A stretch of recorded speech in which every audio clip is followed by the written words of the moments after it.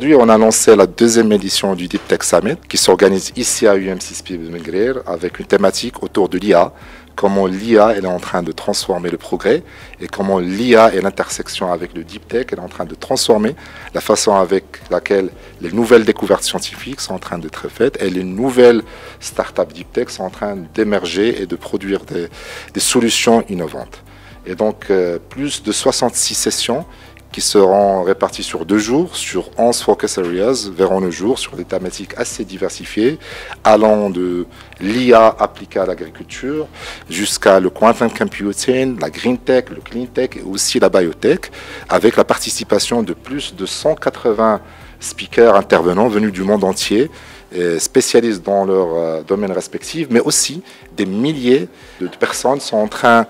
de découvrir ce beau écosystème qui est celui du M6P et qui vont participer à ces différentes sessions. Il est aussi important de signaler que plus de 57% des participants viennent de l'étranger, du reste de l'Afrique, aussi du reste du monde, des 5 continents, ce qui aujourd'hui souligne l'aspect international de ce sommet qui est en train de débattre des questions non uniquement liées à l'Afrique, mais aussi liées à des sujets aussi critiques que celui de comment l'IA est en train de transformer la recherche et la deep tech. Le deep tech, c'est l'utilisation d'innovations qui viennent de recherche scientifique, où il y a beaucoup de techniques ingénieuses et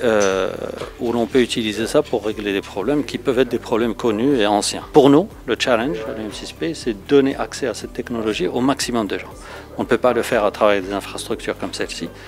mais on le fera en utilisant justement le digital. Donc partir le plus loin possible en Afrique. La promesse, c'est de mettre ça entre les mains de jeunes qui sont capables de nous trouver des solutions. Et je crois que si on veut être réaliste, ce n'est pas juste dans les laboratoires que la solution sortira. Elle sortira aussi de chez des jeunes qui ont la soif d'apprendre et de réussir et de résoudre des problèmes.